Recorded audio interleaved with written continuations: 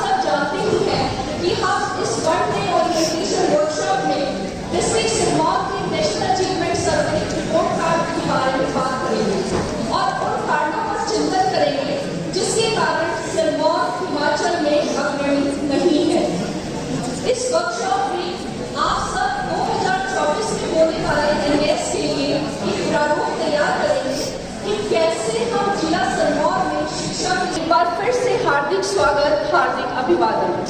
अब मैं PTO sir से अनुरोध करूंगी कि वो हमारे आज के समारोह के मुख्य अतिथि महोदय और आप सब बुद्धिजीवी वर्ग का औपचारिक रूप से स्वागत करें। डीपीओ श्री ऋषिपाल शर्मा जी। एक दिवसीय कार्यक्रम में हमारे state coordinator Shri Neeraj Mahajan ji,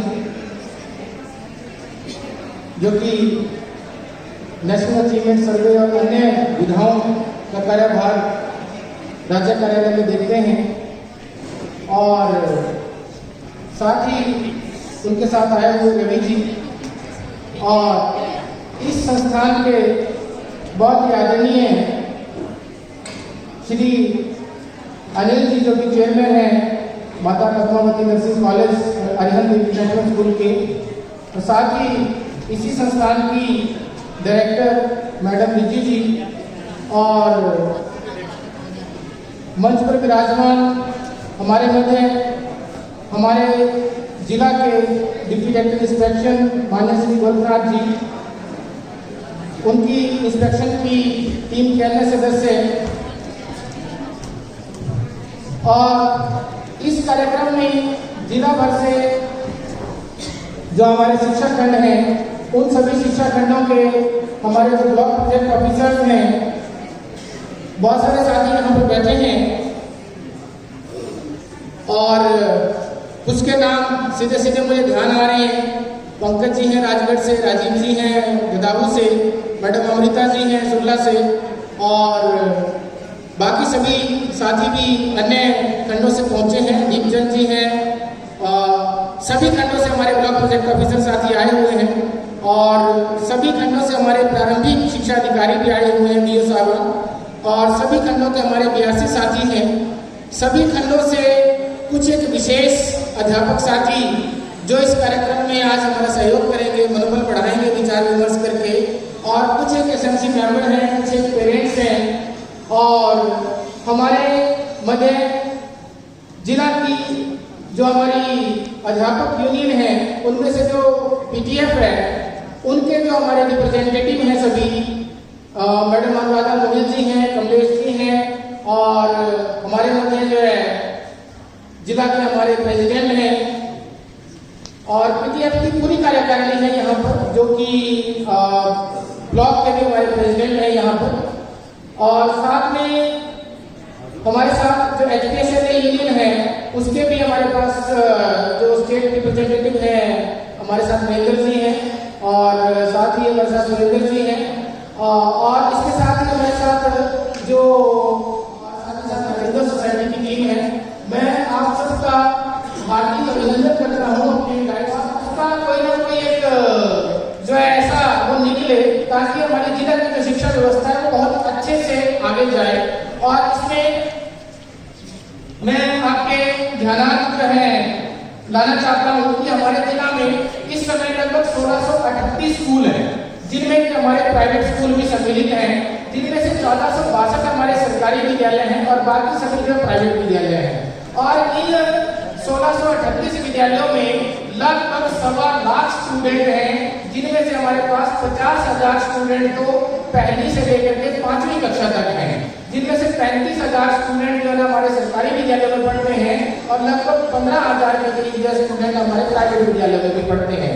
overall यदि मैं देखूं तो जिला की शिक्षा व्यवस्था में लगभग 70 से 75% विद्यार्थी जो है वो सरकारी विद्यालयों में जा रहे हैं और जो 30% विद्यार्थी है, 25 से 30% वो निजी विद्यालयों में जा रहा है। और इस उसमें हमारे पास जो अभी NAS का सर्वे हुआ था 2021 का, वो बीच में कोरोना काल में नहीं हो पाया, 17 के बाद जो थोड़ा सा उसमें विलम्ब रहा, तो लगभग 209 स्कूल थे जिनका जो है इसमें सर्वे हुआ था और 732 अध्यापकों ने इसमें अपना सहयोग दिया था।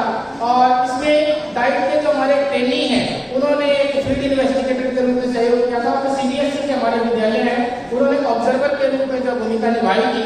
4085 जो स्टूडेंट्स हैं उनके लिए जो सर्वे हुआ उसमें कक्षा 3 में हमारे पास 665, कक्षा 5 में 585, कक्षा 8 में 1311, कक्षा 10 में 1524।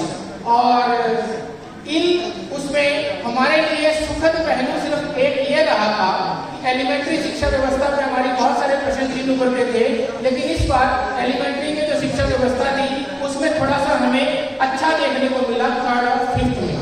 और इसी प्रकार से 8th में और 10th में जो है ना कुछ एक बातें रही जिनमें बहुत सारे चैलेंजेस हमारे पास हैं, भाषा को लेकर के, सोशल साइंस को लेकर के, अन्य उसको लेकर के, तो उन सब के ऊपर आज डिस्कशन होनी है। मुझे पूरी उम्मीद है कि हम इस डिस्कशन को बहुत अच्छे से निभा करके और अपने अपने जो सजेशन है, महत्वपूर्ण सजेशन जैसे इसमें बाद में जो भी प्रेजेंटेशन होगी उसके माध्यम से हमारी स्टेट टीम तक वो जाएंगे और हमें उसका लाभ मिलेगा। और एक चीज मैं आपको बताना चाहता हूँ और इसके साथ ही आपको बधाई भी देना चाहता हूँ कि जिला सिरमौर इस समय जो हमारी समग्र शिक्षा की जितनी भी इंटरवेंशन है उनमें बहुत अच्छा करने की कोशिश कर रहा है। जो जिला कभी 2017-18 में 11वें, 12वें और 10वें स्थान पर ही रहता था, वो 2022 के अगस्त महीने में पहले स्थान पर रहा था। और इस पहले स्थान पर आने के लिए मात्र एक जो है ना जो माइक से ये चेहरा आपके सामने बोल रहा है, ये उसके लिए जिम्मेवार नहीं है, उसके लिए आप सभी पूरी टीम जिम्मेवार है। और उसके साथ ही वो सारी बधाई भी आपको है क्योंकि जिला सिरमौर का नाम जिस प्रकार से कि सिरमौर, तो इस एक बार सिरमौर आ चुका है अगस्त में। उसके बाद कुछ एक व्यवस्थाएं ऐसी रही कि इलेक्शन का दौर आया, कुछ अध्यापकों की सेवाएं इलेक्शन में ली गई, अन्य जगह पर ली गई, लेकिन उसकी वजह से जिला की थोड़ी सी व्यवस्था जो है चरमराई थी कि भाई सभी हमारे डिप्टी डायरेक्टर्स जो है तीनों डिप्टी डायरेक्टर्स, इवन मेरी ड्यूटी भी इलेक्शन में थी, हम सभी अध्यापकों की ड्यूटी इलेक्शन में थी, लेकिन उसका थोड़ा असर पड़ा। ये असर पड़ा कि भाई जिला थोड़े मतलब पहले, तीसरे, चौथे और 7वें स्थान पर जो है ना धीरे धीरे नीचे आ गया था। लेकिन इस बार फिर जिला दिसंबर महीने में 4थे स्थान पर आया है, तो उसके लिए भी आपको बहुत बहुत बधाई। और मुझे लगता है कि अब हम लास्ट वाले पायदान पे ना रह करके पहले वाले जो है 50% में या पहले वाले 30% में या 25% में आने की कोशिश करेंगे और हमेशा से अपना सहयोग करेंगे। इसी उम्मीद के साथ मैं आप सबका पुनः हार्दिक अभिनंदन और स्वागत करता हूं। और एक बात और कि अभी हमारे साथ हमारे जिला के दोनों डिप्टी डायरेक्टर जो है ना एलिमेंट्री और हायर,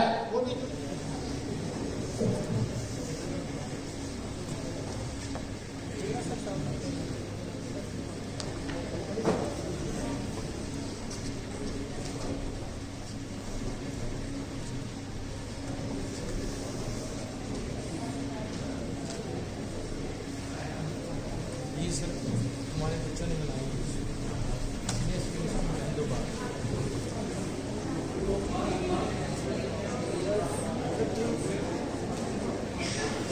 बहुत धन्यवाद सर। आदर, सत्कार, मान सम्मान और सकारात्मक दृष्टिकोण से ये हमारा सौभाग्य है कि ये हमारे स्टेट की असेसमेंट, इवैल्यूएशन और टीचर एजुकेशन टीम के में मुख्य भूमिका निभा रहे हैं श्री नीरज महाजन।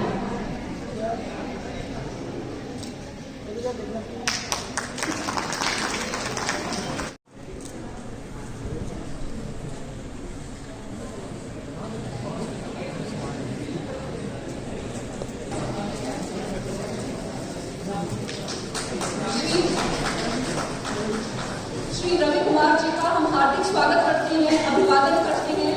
स्टार एक बहुत महत्वपूर्ण प्रोजेक्ट है एजुकेशन की, अगर हम दृष्टि से बात करें, और सर उसमें अपनी बहुत अहम भूमिका निभा रहे हैं।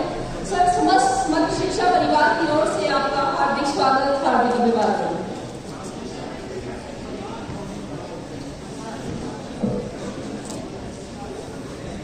मैं समस्त मध्य शिक्षा परिवार आपका आभारी है। आपने जो हमें सहयोग दिया, आपकी पूरी टीम की तरफ से जो हमें मान सम्मान प्राप्त हुआ, और हमें यहाँ पर किसी भी चीज के लिए इधर उधर नहीं भटकना पड़ा, सब कुछ वेल मैनेज था। Thank you so much ma'am.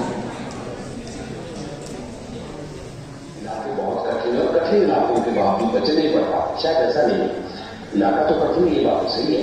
हालांकि कुछ इलाका एक्सेसिबल भी है, कोटा वाला इलाका सारा एक्सेसिबल है, नाम का जो लोग वैल्यू वो सारी एक्सेसिबल, लेकिन जैसे आप इंसिडेंट का तरफ चले जाएं, कहीं उठा चला जाएं, या जो कुपी के साथ रहता है इलाका नीचे का वहां का शिलाई है, ये वाला इलाका शायद थोड़ा सा मुश्किल है।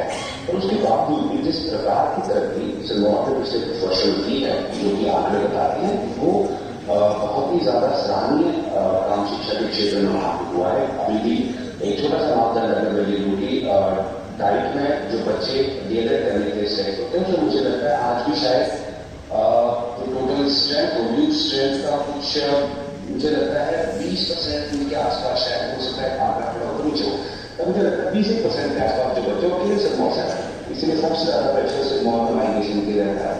अब जिले की मैंने तकरीबन एप्लीकेशन देखी कि बच्चों की माइग्रेशन, बच्चे चाह रहे हैं जिले से यहाँ तक वैसे जैसे हिमाचल का सर का ताज बनने की ओर अग्रसर है, और इसके लिए जैसा कि श्री वीरेंद्र सर ने भी कहा है कि इसका सभी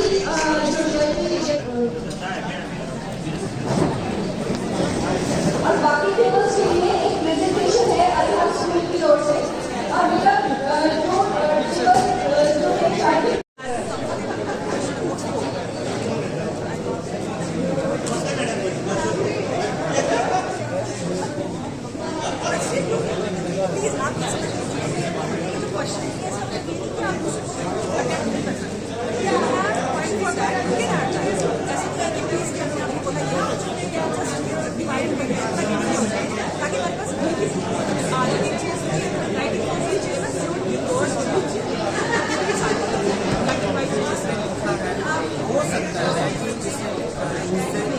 टेस्ट जो है उसका दूसरा चौथे नंबर वाला और ज़्यादा, हाँ, जो लिख नहीं पाया, जो एक्सप्रेस नहीं कर पाया अपने आप, हो सकता है कि उसका कैलिबर और ज़्यादा अच्छा हो, बनिस्पत इसके जिसमें बड़े अच्छे से प्रेजेंट किया।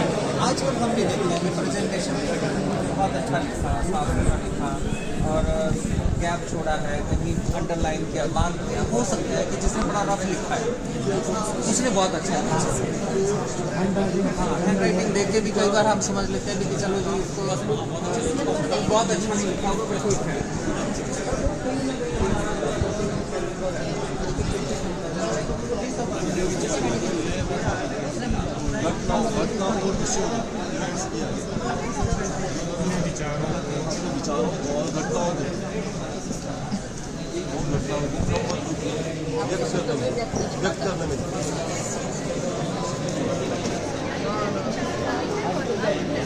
ना मेरे को तो अपनी आदत है, मैं लिखता ही रहता हूँ।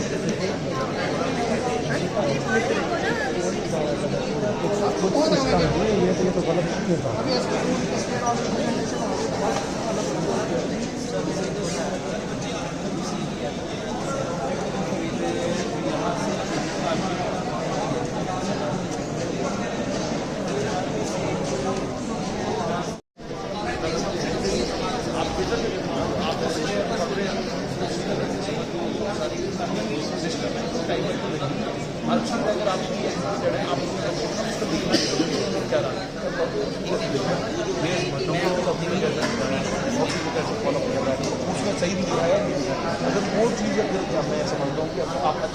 वस्तु भी अगर माता पड़ी है ना, अब वो उसकी इंग्लिश और हिंदी और तो वहीं से पढ़ना बाकी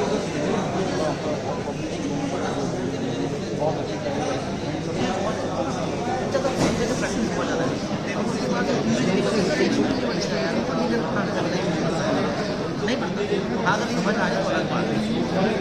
मतलब इतना कुछ देखने जाएगा क्वेश्चन से सारे देखेगा, बिल्कुल करेगा बच्चा।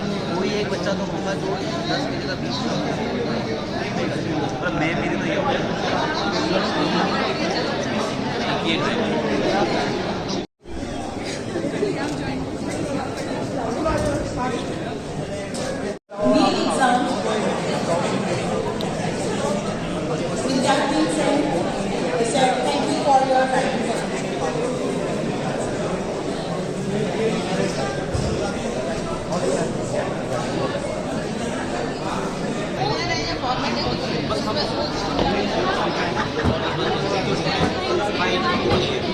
हम इसको तब तक कंप्लीट कर लेंगे क्यों?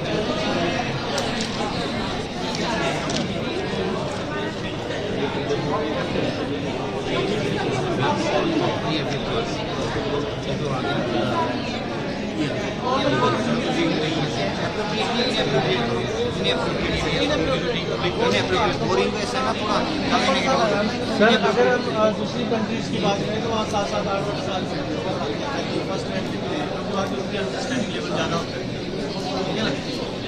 इस वजह से जो है हम भी चाहते हैं कि थोड़ा एज अब तो ये तो प्री प्राइमरी में कर दिया कि 2nd क्लास से 3 साल का बच्चा होगा तो वहाँ पर प्री प्राइमरी में जाएगा, है ना। एग्ज़ाम से free I request once again to all the group facilitators, please listen carefully. Please आप ध्यान से बिल्कुल attentively सबको सुनो। Thank you so much. आप अपनी चेयर को फेस कर सकते हैं स्टेज की तरफ। Thank you very much. SMC के साथी भी बैठे हैं, कुछ 10-12 एसएमसी की रिप्रेजेंटेशन भी यहाँ पर बैठी हुई है। साथ ही साथ एक बहुत अलग सा जो इस कंसल्टेशन वर्कशॉप में पार्टिसिपेशन है वो है टीचर यूनियंस का। हमारे साथ स्पेशल के हमारे फ्रेंड्स भी बैठे हैं और साथ ही साथ पीटीएफ की रिप्रेजेंटेशन भी यहाँ पर है। कहने का ये मतलब language, mathematics, social science and science को क्लास 10th में language, mathematics, social science, science and modern Indian languages, इसको इसमें 10th के असेसमेंट के लिए इसको हमने CBSE ने इसको किया था कि 10th में ये सब्जेक्ट जो है इसमें ये डिस्ट्रिक्ट सिरमौर का नेशनल अचीवमेंट सर्वे के दौरान थोड़ी सी हमने ये जो टेक्स्ट ली थी विभिन्न स्कूलों में जाकर हमारी डाइट फैकल्टी, हमारे DPO सर, हमारे फील्ड इन्वेस्टिगेटर के रूप में जो डाइट के जो स्टूडेंट्स हैं वो इस पे काम कर रहे थे। एंड देन अब हम डिस्ट्रिक्ट सिरमौर की बात करते हैं, total participation all management.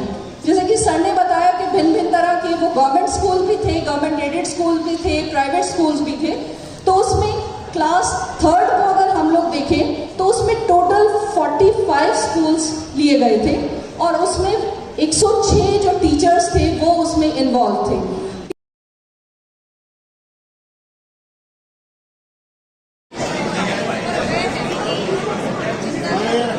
Number 5 यह है CBSE में है 4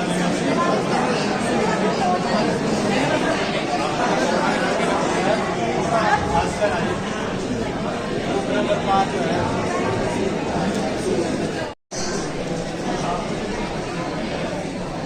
आप सभी का समारोह में आने का बहुत बहुत धन्यवाद।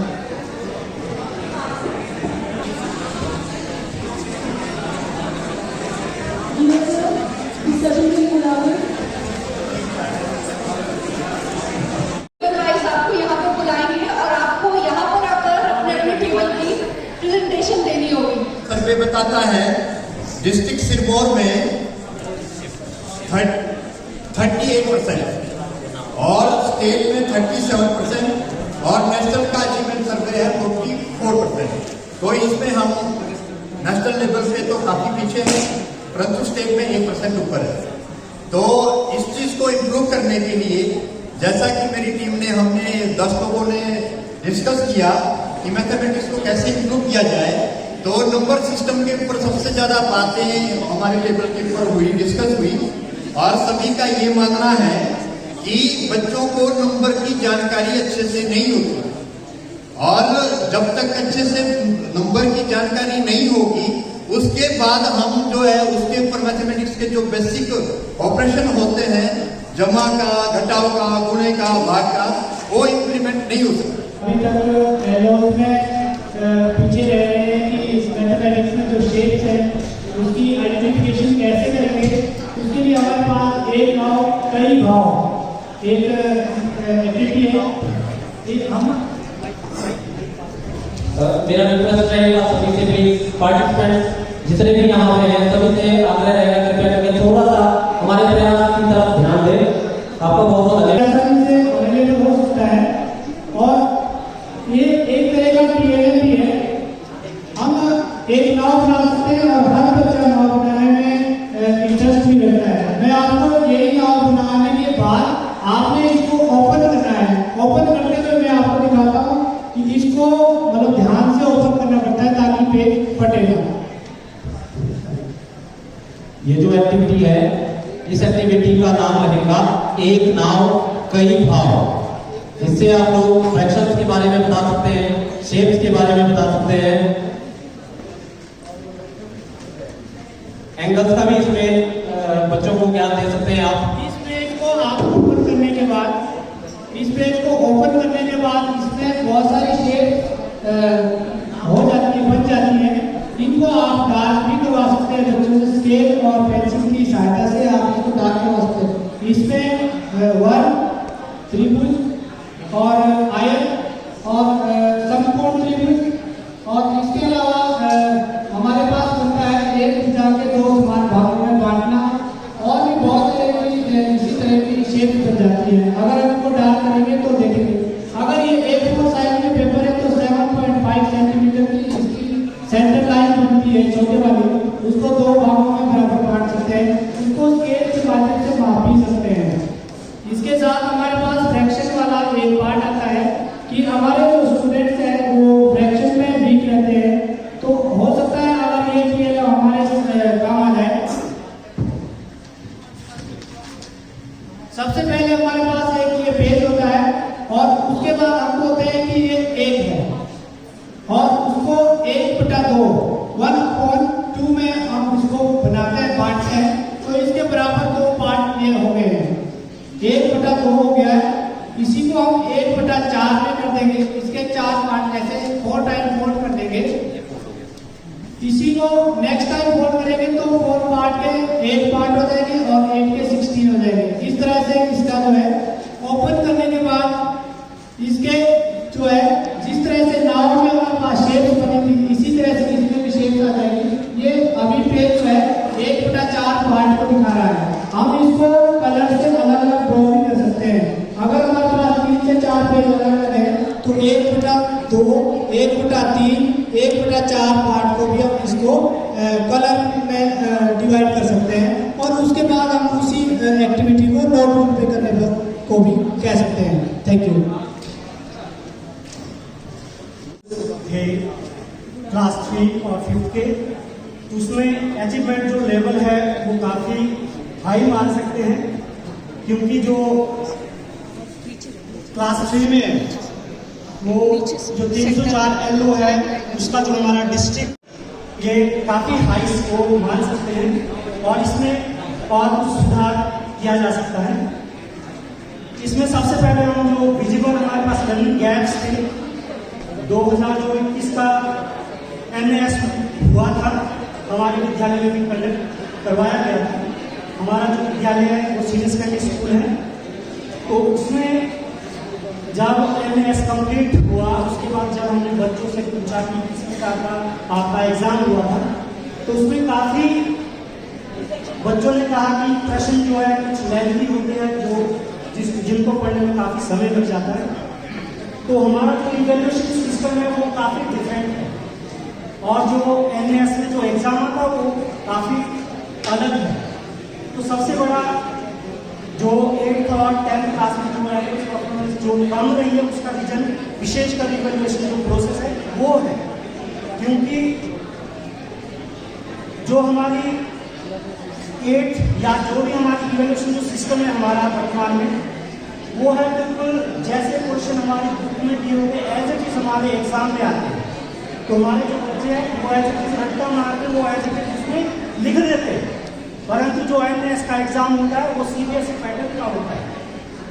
जो CBSE पैटर्न है वो हमारे HB बोर्ड के पैटर्न से बहुत डिफरेंट है। उसमें मात्र 10 या 20% प्रश्न किताब से पूछे जाते हैं, बाकी उनसे रिलेटेड प्रश्न पूछे जाते हैं, ना कि डायरेक्ट प्रश्न। सबसे बड़ी जो कमी है हमारी एजुकेशन सिस्टम की, हिमाचल बोर्ड की, वो यही है। इसलिए हमारे जो बच्चे हैं NS में पिछड़ रहे हैं, मेन रीजन ये है। बाकी जो इसके लिए जो सजेशन है जो हमारी बुक में दी है वो इस प्रकार है। सबसे पहले जो 4 बेसिक स्किल्स है LSRW, जैसे कि आप सभी वाकिफ हैं इन स्किलों से, इन पर मुख्य जोर दिया जाना चाहिए। और जो फर्स्ट क्लास में हमने जो प्राइमरी टीचर है उनसे कंसल्ट किया था, तो वो बताते कि फर्स्ट क्लास से ही डायरेक्ट बुक्स है जिनको जो है बच्चों को पर्टिकुलरली बच्चे को आगे से नहीं पढ़ पाएंगे, फर्स्ट क्लास में बच्चा है तो सबसे पहले तो उनको अक्षर ज्ञान देना जरूरी है। अगर उसको अक्षर ज्ञान है तभी बच्चा उसके बाद ही आगे रीडिंग कर सकता है। तो उससे पहले जो है जो ये बुक दी जा रही है उसका मेन कारण है कि जो ये हमारी 4 बेसिक स्किल्स है, लिसनिंग यानी टीचर ने पढ़नी है, बच्चों को सुनानी है, उसके लिए हमें पर्याप्त स्टाफ की जरूरत होती है, जो कि हमारे विद्यालयों में बहुत कम है। तो स्टाफ जो है जरूरी होना चाहिए, तभी वो हर जो विषय की जो बुक दी जा रही है उसको पढ़ सकता है। तो जो लिसनिंग जो स्किल है वो अचीव की जा सकती है।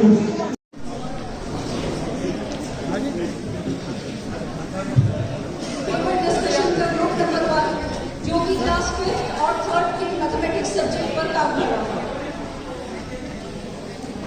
Group facilitator Shri Rajkumar. इसके बाद ग्रुप नंबर 3 से जिसको भी यहाँ पर प्रेजेंटेशन देनी है प्लीज। हमारा 55 था, 21 में उसको हमने 65 रखा है और नोरा ब्लॉक का 61 रखा है, लाल ब्लॉक का 65 है, ददाऊ का 62 और संग्राम ब्लॉक का 61 रखा है। जो बेसिक का जो 24 था उसको हमारा एक टारगेट रहेगा कि हमारा स्ट्रेटजी रहेगी और जो इंटरवेंशन की आज की हमारी मीटिंग के बाद हमने एक डिस्कस किया, उसमें रोल प्ले है, एक्सपोजर वीडियोस और एक्सकर्शन कोर्स है, ऑडियो विजुअल एड्स है, मेप्स, एक्सपीरियंस शेयरिंग है और SMC पंचायत मेंबर्स इंटरेक्शन है और स्पेसिफिक टॉपिक में उनसे एक तरह से बच्चों को इंफॉर्मेशन प्रोवाइड करवाएं। Active participation of parents. आप सभी जानते हैं कि सबसे जो मेन रोल है वो एक्टिव पार्टिसिपेशन जब तक पेरेंट्स का नहीं होता है तब तक कोई भी आउटकम हम अचीव नहीं कर सकते हैं। जो हमारा 303 था उसमें उसको एनहेंस करने के लिए या उसमें जो रीजन्स हमारे थे वो था कि फैमिली जो हमारा रिलेशनशिप है उसको वो आइडेंटिफाई नहीं कर पाते हैं, उसमें न्यूक्लियर फैमिलीज और वर्किंग पेरेंट्स है या वर्किंग फैमिलीज का जो हमारा कल्चर है उसमें टाइम कम मिलता है पेरेंट्स को अपने बच्चों के लिए, और लेक ऑफ फैमिली गैदरिंग है या फैमिली या सोशलाइजेशन है वो भी एक रीज़न है। तो इस चीज़ को हम इम्प्रूव करना चाहेंगे कि भी रोल प्ले के माध्यम से स्टोरी हो, शेयरिंग हो और उसमें वीडियो और ऑडियो मीडिया हमारा हो और फैमिली ट्री वगैरह है।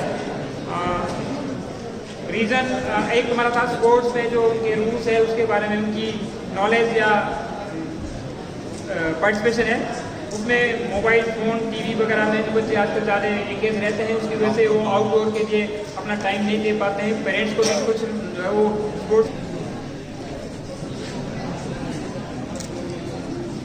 regarding NES and its targets for 2024. I would like to just introduce you in a very small introduction my group members, Anjana Sharma, Olga Sharma, Shri Ramkishan Ji, Dr. Pratap Thakur, Kiran, Amir Ali, Arun Kumar, and Anur Hasani, Manisha, and Rashmi. First of all, I would like to give you a brief introduction.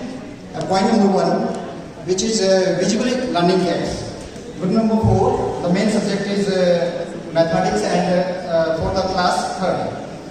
Total visual learning gaps was 12, and percentage of students by performance level in mathematics is below basic is 24%, and basic is 40%, while performance by gender at the district level is boys 54% and girls is 55%. Now I would like to come in the main point.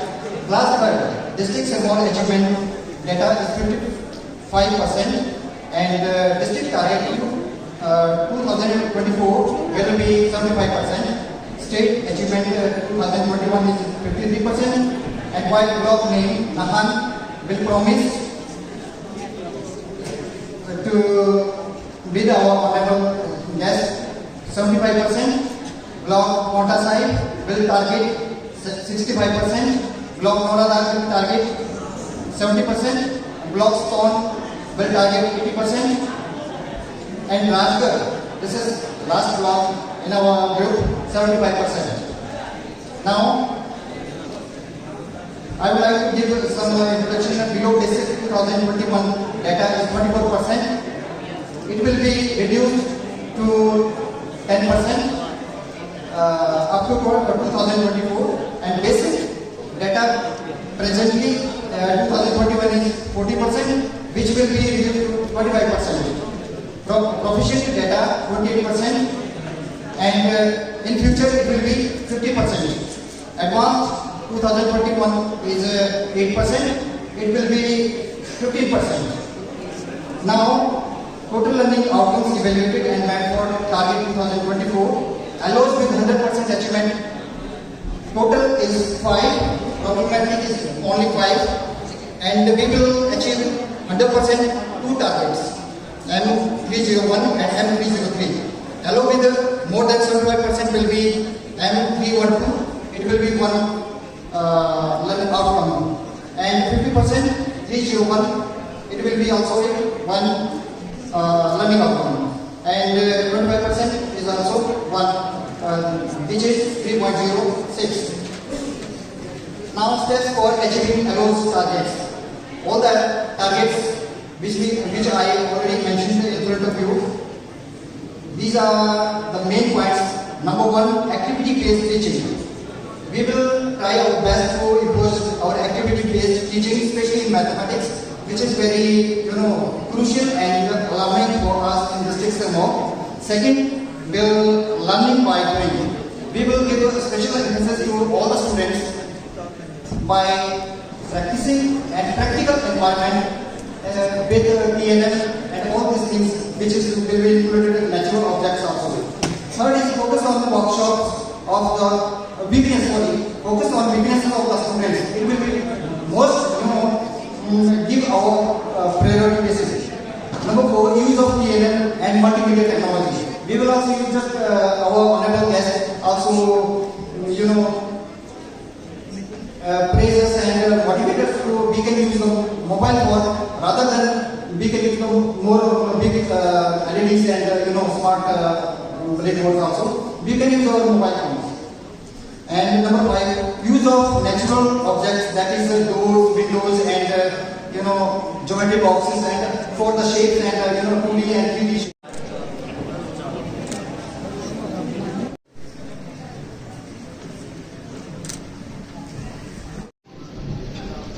Madam Bharti ji हैं, deputy inspector से request की है कि sir perfectly that particular content what we are putting stress upon, but it would also revise other subjects related to this particular content. The third one is the need to work as a team.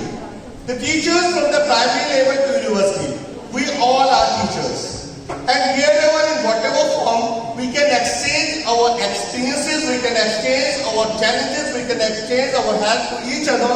That definitely without any formality need to be exchanged and need to be shared. And last, but I think is one of the most important aspects, but I would like to suggest here, we all are the host because we all belong to one family, and that is the education family. So I would like to request in next workshop whenever we would be conducting, all these rector educationists having a long experience need to be sitting here as the silent listeners. We require their active participation on different blocks, on different tables, so that their experiences could be shared and we could learn a lot from the experiences. With this, I would like to conclude. Thank you very much. Thanks a lot. Thank you. हम लोगों को जो आज topic मिला EVS class 5, उसके लिए मैं अपने साथी श्री माया जी को इनवाइट करता हूँ, वो बताएंगे इसके बारे में। Thank you. सभी को मेरा नमस्कार। मैं मायराम शर्मा BRCC ग्रुप 5 से 5th क्लास के लिए। सर, मैं आपको बताना चाहता हूं कि NSA में डिस्ट्रिक्ट सिरमौर 2021 EVS में 5th क्लास में 47% पर रहा और स्टेट लेवल पर ये 45% पर था। हमारा जो 2024 को लेकर टारगेट रहेगा वो जिला सिरमौर का 60% रहेगा। और सर, ब्लॉक वाइज अगर जो हमने टारगेट निश्चित किए हैं, हमारे ग्रुप में जितने भी ब्लॉक के जो हमारे पार्टिसिपेंट है, संग्राम ब्लॉक की तरफ से हमने टारगेट रखा है EVS का जो है वो 65%। माजरा ब्लॉक में जो हमारे अध्यापक है उन्होंने तय किया है कि 70% के लगभग हम इसको आगे ले जाएंगे। और नाहन ब्लॉक के जो है उन्होंने तय किया है कि इसको हम 65% के आसपास ले जाएंगे। और सराम ब्लॉक का 70% का 2024 के लिए टारगेट रहेगा। सर, जो अभी हमारा 3 और 5 से 4, सर जो हमारा EVS का 5th क्लास में जिसको हम बच्चे का जो हमारा लेवल बिलो है उसको बढ़ाने के लिए जो हमारे ग्रुप की तरफ से कुछ सुझाव है, उस पर यह रहेगा कि लर्निंग वाइडली जो हमारे प्रैक्टिस है वो बच्चों को ज्यादा से ज्यादा करवाएं। प्रोजेक्ट वर्क बच्चों को हम जो निपुण भारत के तहत बच्चों को पैसा दिया जा रहा है, उस पैसे से कुछ ऐसे प्रोजेक्ट घर से भी बच्चा करके लाए जो EVS से जो उससे संबंधित हो। एक्टिविटी बेस्ड मेथड हमारा रहेगा, बच्चों से ये हम कुछ क्रियाकलाप ऐसे करवाएं जो पर्यावरण से संबंधित हो, हमारे क्रियाकलाप रहेंगे। डेमोन्स्ट्रेशन और एक्सपोजर विधि, बच्चों का नियर अबाउट में कहीं भी हम बच्चों का एक्सपोजर टूर करवाएं, कोई किसी जंगल नदी या किसी ऐसी जगह पे हम ले जाए जहाँ पर बच्चे को पर्यावरण से उसको जोड़ा जा सके। और जो सर नंबर बिलो जो हमारे लर्निंग आउटकम रहे हैं उसमें EVS में 504 के लिए हम बच्चे को bank, post office, cooperative bank, societies की विजिट करवाएंगे। इसके अलावा मेंटेन जो हमारा EVS का 513 का जो बिलो नंबर है उसमें है maintaining health and hygiene practically, बच्चे के स्वास्थ्य पर हम उस पर ध्यान देंगे। और जो बिलो हमारा नंबर है 510, उसमें हम बच्चे को showing charts made by student, demonstration make of their school किया है। हमें मिला था इंग्लिश 8th and 10th, तो हमने पर्टिकुलर एक LO पर काम किया है, LO 813। I would like to tell you what is LO 813। इसमें बच्चे को क्या आना चाहिए, student to read textual, non-textual materials, comprehensive and identifies the details, character, main ideas, and sequence of ideas and events. बच्चे को इतना आना चाहिए। तो हमारा इंस्टीट्यूट इसमें लेके काफी अच्छा कर रहा है, लेकिन हम जो टारगेट रखते हैं 2021 का जो NS हुआ है उसमें 8 क्लास में बिलो बेसिक जो है 14% है। और हमने जो टारगेट रखा था अपने लिए, डिफरेंट ब्लॉक से हमारे पास टीम मेंबर्स हैं, तो सभी ने ये डिसाइड किया कि डिस्ट्रिक्ट के लिए हमने टारगेट रखा है, इसको रिड्यूस करके हम 10% तक लाने का प्रयास करेंगे। और इसके बाद आपको ये बता दूं कि हमारी स्ट्रेटजी क्या रहेगी। बेसिक में हमारे 47 थे, तो इसको हम बच्चे को पढ़ना आना चाहिए, कॉम्प्रिहेंसिव उसे समझ होनी चाहिए। तो सबसे पहले students and parents, the importance of language English should be explained to the students and their parents. More emphasis should be given on reading, writing and listening.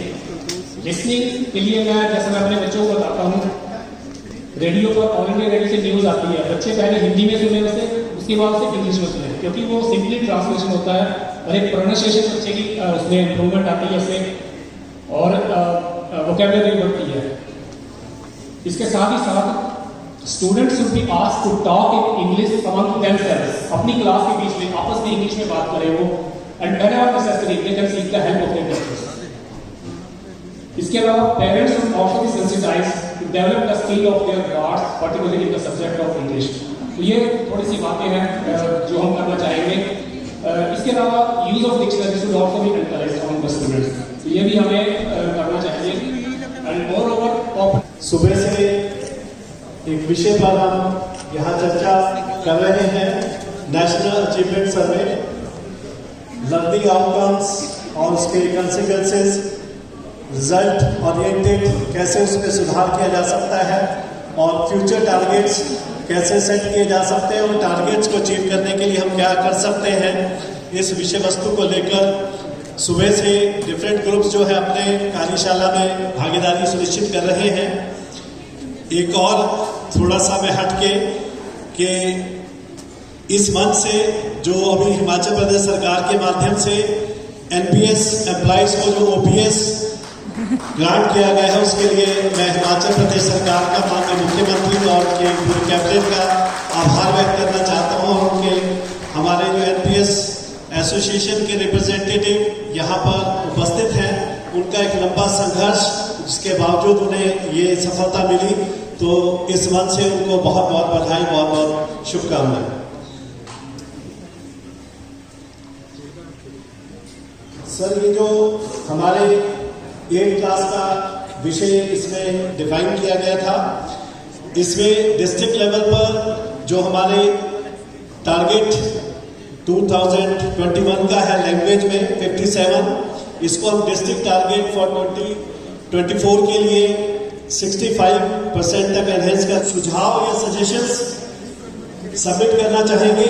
जो हमारा सर इवैल्यूएशन सिस्टम है वो एक बहुत बड़ा प्रॉब्लमेटिक सिस्टम है हमारे day to day affairs में स्कूल में, क्योंकि नंबर ऑफ एग्जाम्स इतने हैं कि टीचर्स की जो इन्वॉल्वमेंट है वो एग्जाम्स में ही कहीं ना कहीं एनर्जी जो है चैनलाइज हो जाती है, और टीचिंग और उसके बाद रिवीजन वर्क के लिए जो समय जो है नहीं मिल पा रहा है। जैसे हमारे FA1 से लेके FA2, फिर SA1, FA3, FA4, SA2, उसी तरह हमारे 9th 10th में first term, half yearly, then final exam, और 10th और 12th में हमारा term of pre board and board exam.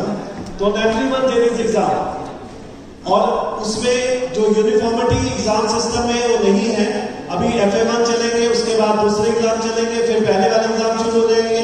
तो टीचर्स के साथ जो है बहुत बड़ी प्रॉब्लम जो है विद्यालयों में देखी जा रही है कि एक यूनिफॉर्म सिस्टम जो एग्जामिनेशन पैटर्न है वो सारे एग्जाम का जो पैटर्न है वो एक ही पैटर्न पर होना चाहिए, ताकि बार बार एग्जामिनेशन के स्ट्रेस में बच्चे भी हैं और टीचर्स की जो उसमें एफिशिएंसी है वो कहीं ना कहीं प्रभावित होती नजर आ रही है। दूसरा, ये पहले भी हमने कई बार सरकार के माध्यम से सबमिट किया है कि जैसे CBSE में हमारे 10th क्लास में 5 सब्जेक्ट्स हैं, हमारे पास 7 सब्जेक्ट्स हैं, 8 6 to 8 हम जो है 6 7 से भी जाकर 8 सब्जेक्ट पर एग्जाम पैटर्न पर बच्चों को प्रेशराइज करना पड़ता है। जैसे योगा और मोरल एजुकेशन जबकि नॉन एग्जामिनेशन सब्जेक्ट हैं, इसमें एसपीपी महोदय से भी कई बार हमने इसको टेकअप किया है कि ये एग्जामिनेशन सब्जेक्ट नहीं होने चाहिए, उसके बावजूद भी इनको जो है अभी तक एग्जामिनेशन स्ट्रीम से जो है नहीं हटाया गया। तो बच्चों के ऊपर जो है नंबर ऑफ सब्जेक्ट्स का जो स्ट्रेस है वो थोड़ा सा ओवरकम किया जा सकता है, और इसके रिटर्न ऑर्डर है डायरेक्टेड लेवल पर कि ये नॉन एग्जामिनेशन सब्जेक्ट है, इनके एग्जाम जो है पढ़ाने के लिए विषय है, इनके एग्जाम नहीं होने चाहिए, लेकिन उसके बावजूद भी एग्जाम जो है हो रहे हैं। तो इस दिशा में थोड़ा सा हमें सोचने की आवश्यकता है। दूसरा सर, टीचर के ऊपर फेथ, जो गवर्नमेंट स्कूल का टीचर है उसके ऊपर फेथ हमारी जो संस्थाएं हैं या हमारे ऑफिस जो हैं उस पर शायद नहीं करती है। हमारे जो एग्जाम होते हैं हमारे टीचर उसको इवेलुएट नहीं कर सकते, उसका क्लस्टर लेवल पे इवैल्यूएशन होता है, कभी उसका ब्लॉक लेवल पे इवैल्यूएशन होता है। वहीं वो एग्जाम जो है प्राइवेट स्कूल के टीचर जो है पेपर भी खुद बना रहे हैं, इवैल्यूएशन भी खुद कर रहे हैं, रिजल्ट भी खुद बनाते हैं। तो ये थोड़ी सी वेरिएशन जो है डिफरेंट कैटेगरीज के बीच में, ये क्लासिफिकेशन थोड़ा सा अगर कम हो जाए और अगर हम अध्यापक के ऊपर विश्वास करना शुरू कर दें तो डेफिनेटली हम अपने सिस्टम में सुधार होता हुआ नजर आएगा, ये मैं पूरे दावे के साथ कह सकता हूँ। दूसरा सर, हमारा जो activity based education new education policy में है और उस दिशा में हमें आगे बढ़ने की आवश्यकता है। सभी बच्चे जो है डॉक्टर नहीं बनाए जा सकते, सभी बच्चे इंजीनियर नहीं बनाए जा सकते। वोकेशनल एजुकेशन बहुत ज़्यादा स्ट्रेंथन करने की आवश्यकता है। 6 ऑनवर्ड्स उसमें प्रावधान है, जैसे कोई डेक्सट्रिटी वर्क करने वाले लोग हैं या पर्यटन वर्क करने के लिए आगे बढ़ना चाहते हैं, उनको उस दिशा में रोजगार सृजित किया जाए और जिस एम से बच्चा जिस भी फील्ड में, अगर वो पेंटिंग में उसका इंटरेस्ट है तो पेंटिंग की दिशा में वो कैरियर ऑप्ट करे, डांस में परफॉर्म कर सकता है तो उस दिशा में अपना कैरियर ब्रेक करे, तो उस दिशा में उसको बढ़ाने के लिए हम ऐसे बहुत सारे मंच राइट के माध्यम से संचालित होते हैं, इस प्रोग्राम के माध्यम से संचालित होते हैं, लेकिन उनकी जो डिसेंट्रलाइजेशन है वो शायद भागीदारी ग्राउंड लेवल पर सीमित होती जा रही है। को जलाए रखना, अपना सर्वस्व देना। जी हाँ, अपना सर्वस्व न्यौछावर कर की है जिसकी हिफाजत हमने, उस गुरु की गरिमा को हमेशा बनाए रखना, हमेशा बनाए रखना। इस सभागार में उपस्थित सभी जनों को मेरा करबद्ध नमन। मैं रेखा कुमारी व्यासी प्राइमरी एजुकेशन ब्लॉक से मिला ग्रुप नंबर 7। हमें जो आज इस कंसल्टेशन वर्कशॉप में जो टॉपिक मिला था वो था 8th और 10th का मैथमेटिक्स। डिस्ट्रिक्ट सिरमौर का अचीवमेंट लेवल 2021 में क्या था और 2024 में हमारा टारगेट क्या होगा, इसको लेकर के मैं प्रदीप शर्मा जी को मंच पर आमंत्रित करना चाहूंगी। Thank you ma'am. District Sirmaur 2021 का जो अचीवमेंट मैथमेटिक्स में रहा है 8, 32 एंड क्लास 10 28। 2024 के लिए जो टारगेट हमारे टीम के माध्यम से रखा गया है, क्लास 8 50 और क्लास 10 के लिए रखा गया है 55। अगर मैं ब्लॉक वाइज बात करूं तो ब्लॉक नाहन का जो टारगेट है 8th क्लास के लिए 55 और 10th क्लास 57। इसी तरह सुरला ब्लॉक 57, 58, संग्रह ब्लॉक 55, 53, बदरास ब्लॉक 50, 50 एंड सलाना ब्लॉक 53, 56, ददाहू ब्लॉक 55, 55। ये टारगेट है जिसको अचीव करने के लिए हमारा ग्रुप नंबर 7 प्रतिबद्ध है और अलग अलग ब्लॉक से 6 ब्लॉक से यहाँ डिफरेंट पार्टिसिपेंट्स थे। उसके अलावा अगर मैं बेसिक बिलो बेसिकली 2021 का जो क्लास 8 का अचीवमेंट सर्वे हुआ था 32 और जो टारगेट रखा गया है दैट इज 20 करते जाए और जितने भी डिजिटल डिवाइसेस हैं उनसे हैबिचुअल बनते और कम्युनिटी और एसएससी पार्टिसिपेशन के लिए हमारा सुझाव रहेगा कि हमारे पास कम्युनिटी पार्टिसिपेशन जो फील्ड में बहुत कम है।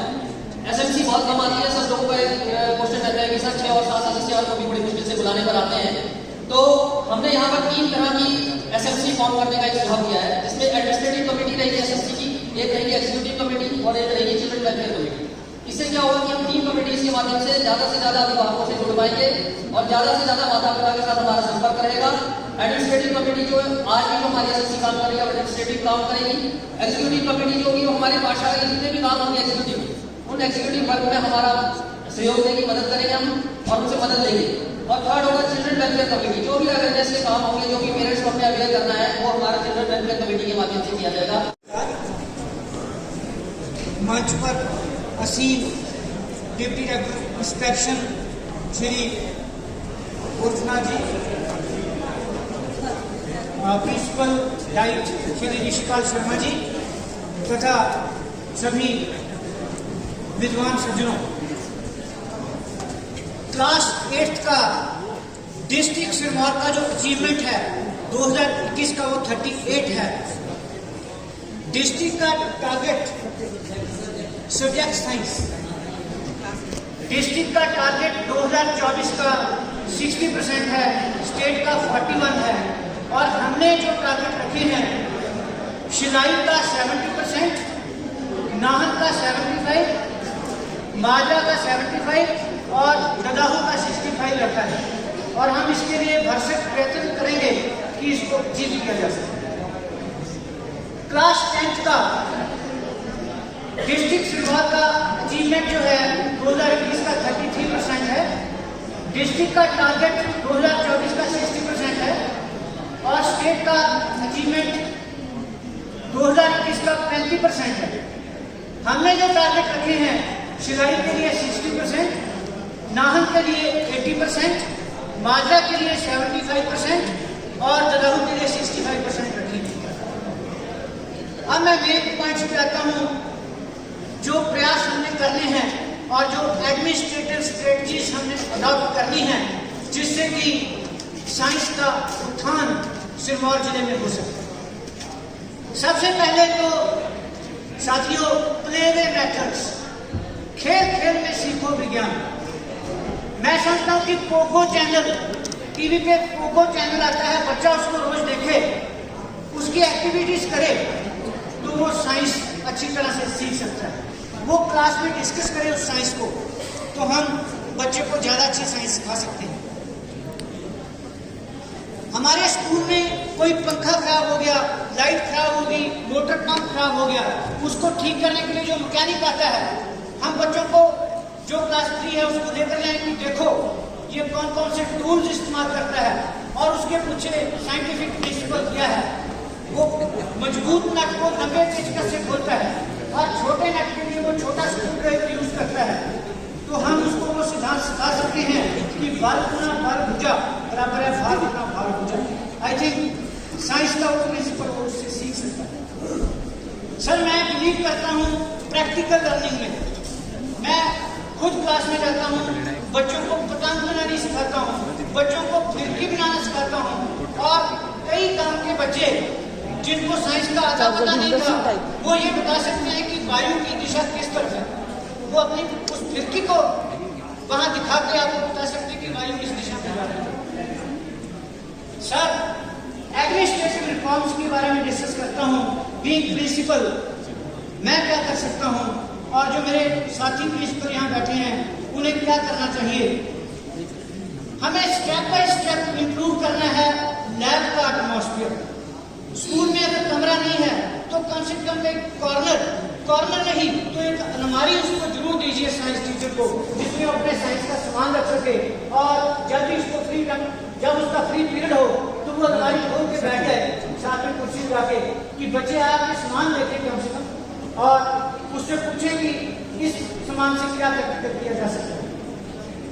सर टीचर डायरी में टीचर ये लिखकर लाए कि मैंने कौन सा प्रयोग कराना है और मुझे कौन कौन से सामान की जरूरत पड़ेगी और फिर आप उसका स्टॉक लिस्ट चेक कीजिए कि क्या उसके पास वो सामान है।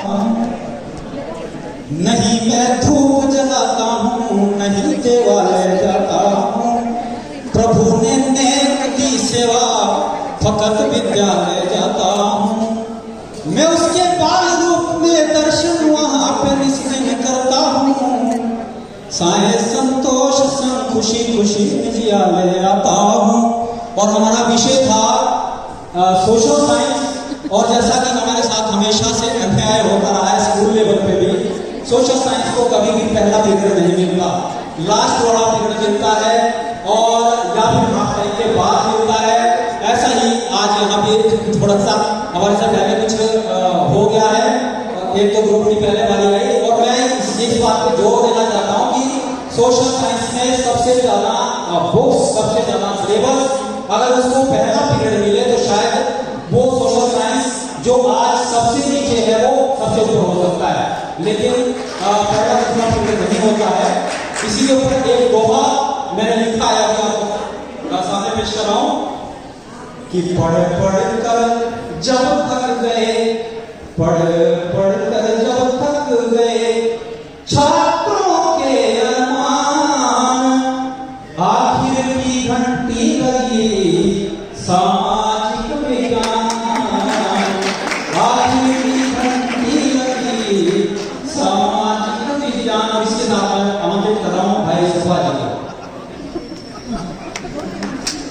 बहुत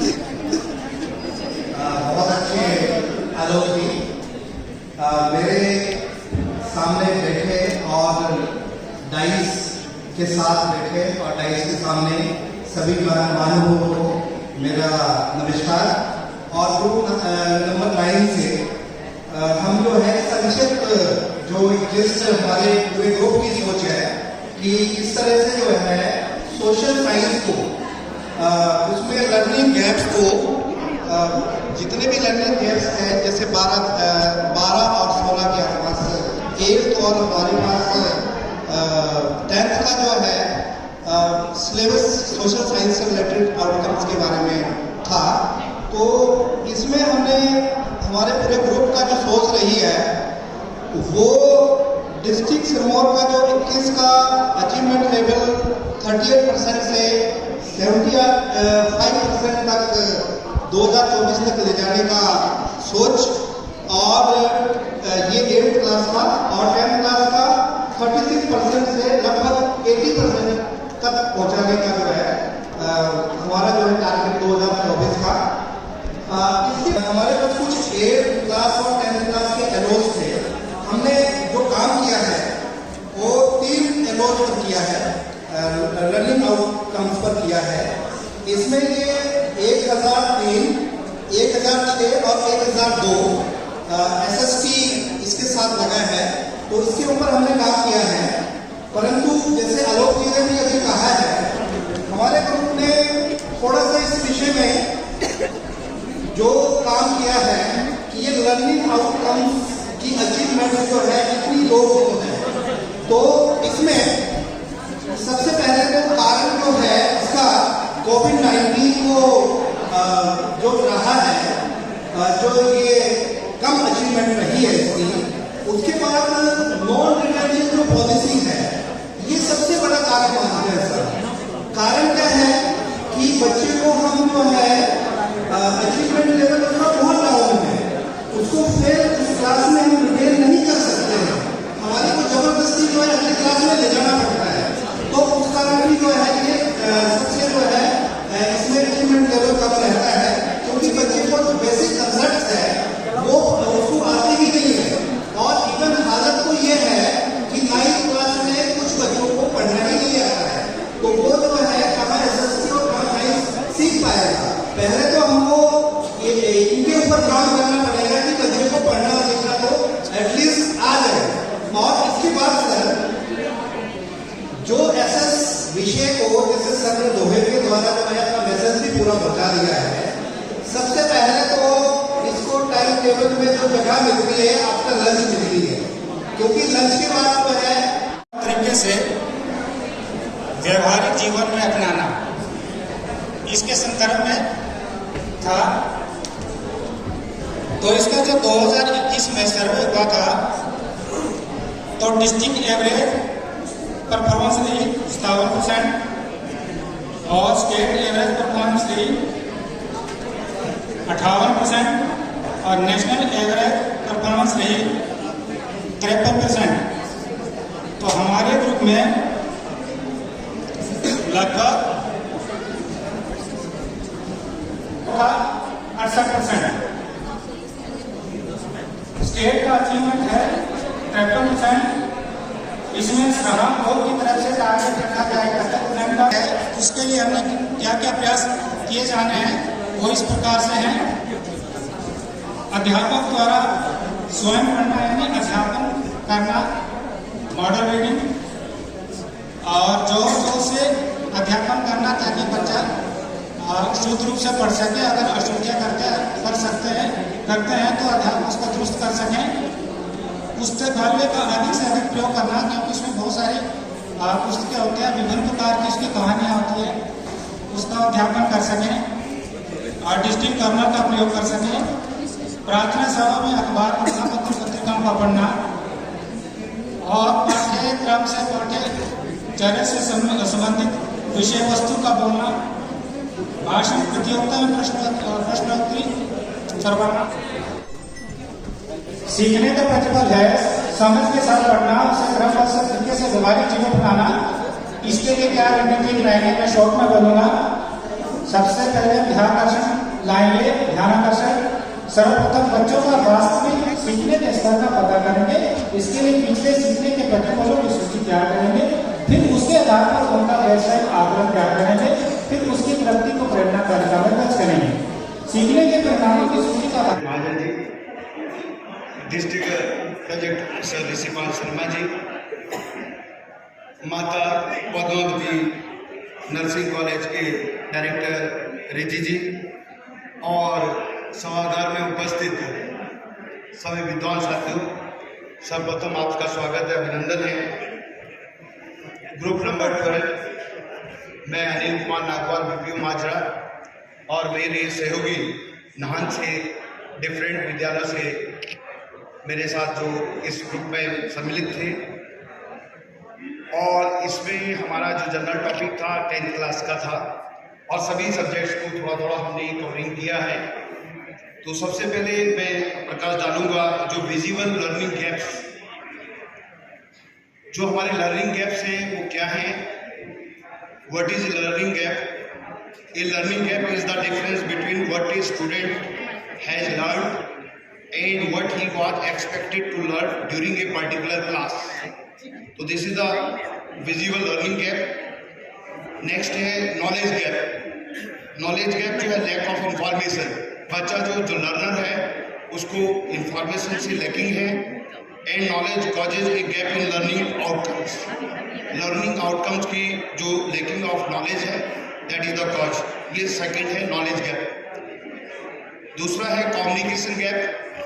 कम्युनिकेशन गैप जो है बच्चा जो है टीचर्स के साथ अपनी हेजिटेट करता है पूछने के लिए, तो students are unclear about the objective और confuse and sometimes they are hesitate to ask, and this gap arises when enough content is not given or there is not clear directions. Motivational gap, बच्चों को हमें motivate करना होगा, क्योंकि चाहे वो first class है चाहे हमारी 10th क्लास है, मोटिवेशनल टीचर्स का रोल रहता है कि बच्चे को मोटिवेट करना है। क्योंकि हर सब्जेक्ट में अगर हम मोटिवेट करें तो मैं समझता हूँ कि बच्चा जो है वो अपने पढ़ाई में इंटरेस्ट लेगा, चाहे वो कोई भी सब्जेक्ट है। तो मोटिवेशनल गैप जो है the student mind not to be motivated to study and do not have any clear objective. Environment gap है, किस एनवायरनमेंट में बच्चा रह रहा है, क्या वो अपने उसकी ढंग का माहौल पढ़ने का है, इसके ऊपर डिपेंड करेगा। Kind of environment in which a student learns, it may be inadequate facilities at home and they lack on environment conduction to learning. Next है स्किल गैप। बच्चे में देखा जा रहा है कि बच्चा हमारे पास 10th क्लास में हो गया है और बच्चे को लिखना नहीं आ रहा है, बच्चे को पढ़ना नहीं आ रहा है। ये कारण क्या है? रीजन बहुत सारे हैं। बच्चे को सबसे पहले जो है, जब बच्चा फर्स्ट क्लास का है, मैं इस पर अगर फर्स्ट क्लास से जो हमारी प्राइमरी एजुकेशन है, प्राइमरी एजुकेशन में हमें सिर्फ 3 सब्जेक्ट को फॉलो करना है। अगर हमारे सभी विद्वान साथी जो हैं इस पर फोकस करें तो मैं समझता हूँ कि जो हमारा आज ये जो एनहांस करने की बात आ रही है कि हमें लर्निंग आउटकम को जो है डेटा को हम शो कर रहे हैं। देखिए, डेटा को भी इम्प्रूव हम तभी कर पाएंगे जब हमारे जो अध्यापक साथी जो है ग्राउंड लेवल पर काम करेंगे। उसे हमें रूट लेवल पे करना होगा, क्योंकि जो आज बच्चे को लिखना 9th क्लास में जब पहुंच रहा है, जो मेन सिचुएशन है आने वाले 10 साल में बहुत टिपिकल सिचुएशन होने जा रही है जो मैं शेयर करने जा रहा हूँ, क्योंकि ये सभी को मालूम है। बच्चा 10th क्लास में पहुंच गया, बच्चे को हिंदी लिखना नहीं आ रही है, बच्चे को इंग्लिश लिखना नहीं आ रही है, और हम लर्निंग आउटकम का एनहांसिंग करने के लिए और रिजल्ट को इंप्रूव करने की बात कर रहे हैं। तो सबसे पहला कार्य हमें सभी विद्वान साथियों को करना होगा कि पहली से 5वीं क्लास की जो स्टडी है उसमें जो हमारा अभी निपुण भारत के तहत जो हमारा चल रहा है ये लिटरेसी एंड न्यूमरेसी, उसमें बच्चे का मैथ्स, सभी से मैथ्स, जो भी हमारे प्राइमरी टीचर्स हैं, मैं निवेदन करूंगा कि सभी अगर इस पर फोकस करें तो हमारी जो एजुकेशन की जो रीढ़ की हड्डी है वो बहुत अच्छी तरह चल सकती है। वरना जो ऊपर वाले जो टीचर्स हैं उनके पास वो व्यवस्था नहीं हो पाएगी, क्योंकि समय कम रहता है। तो मेरा सभी से रहेगा कि सिर्फ क्या करना है, मैथ्स का, मैथ्स में काउंटिंग और उसमें बच्चे को जोड़ घटाओ गुणा भाग और टेबल लर्न करें। इस पर अगर पहले से 5वीं तक अगर फोकस किया जाए, मैं समझता हूँ कि बच्चे की जो मैथ्स है वो बहुत अच्छी हो सकती है। दूसरा, इंग्लिश का जो अल्फाबेट है वो उसको मालूम होना चाहिए, उसको वर्ड्स बनाने आने चाहिए, सेंटेंसेस, इस पे हमें अगर फोकस करें तो मैं समझता हूँ आने वाली क्लासेस जो जितने भी हैं, चाहे मिडिल लेवल की हैं चाहे वो हाई स्कूल लेवल की है, वहाँ पर हमें कोई प्रॉब्लम नहीं आने वाली। इसी के साथ जो हमारा नेक्स्ट जो EVS की बात चल रही है, हमें बच्चे को जो है फ्रेंडली जो है उसके साथ बिहेवियर करना होगा, हमें उससे बॉडी लैंग्वेज के साथ, अगर कोई बॉडी हमें ऊपर फेंकनी है तो ऊपर कुछ एक्शन करना होगा, हमें एक रोल प्ले करना होगा, एक्टिविटी बेस्ड बनाना होगा, किट बेस्ड बनाना होगा, तो इनमें हमें फोकस करना होगा। तो ये सारी की सारी चीजें इनको अगर हम इम्प्रूव करें, मैथ्स में जोड़ घटाव गुणा भाग अगर आ गया तो मैं समझता हूँ बच्चे को स्क्वायर रूट और एक क्यूब रूट निकालना सब इजी हो जाएगा। और जब ये तीनों चीजें जो है, और हिंदी में वर्णमाला और मात्राओं का ज्ञान ये बच्चे को अगर आता है तो मैं समझता हूँ हिंदी भी बहुत अच्छी तरह लिख सकता है, वो अपनी प्रेजेंट कर सकता है। तो मेन बेसिक जो हमारी वो नीड है वो प्राइमरी एजुकेशन पे फोकस करना होगा, तभी हमें जो अगली क्लासेस की जो स्टडी है उस हम जो बिल्ड नेशन बिल्ड की बात हम कर रहे हैं, मैं समझता हूँ कि आने वाले 10 या 12 साल में हमारे डॉक्टर मिलना मुश्किल हो जाएंगे, जो सिनेरियो आने वाला है, क्योंकि अभी लगातार कॉन्टिन्यूसली जो है साइंस की जो स्ट्रेंथ है वो कम होती जा रही है। एक स्टेज आई थी 2004 में कि स्ट्रेंथ जो है हमारी साइंस की बढ़ेगी, और अब एट प्रेजेंट की जो सिचुएशन है साइंस फैकल्टी हमारा, चाहे इंजीनियर की बात करें चाहे डॉक्टर्स की बात करें, आने वाले समय में हमें डॉक्टर और इंजीनियर जो है वो अच्छे डॉक्टर मिलना बहुत मुश्किल हो जाएगा।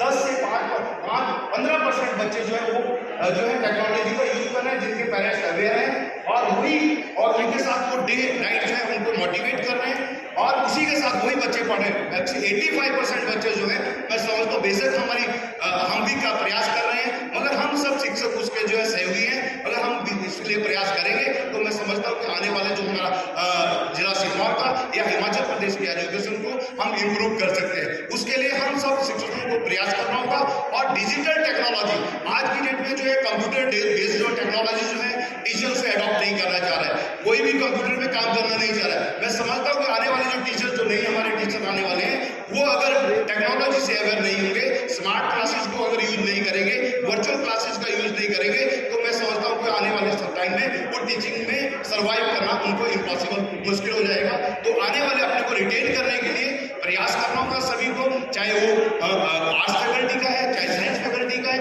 सभी को कंप्यूटर की नॉलेज होनी चाहिए, अपनी अपनी मेल्स वगैरह होनी चाहिए,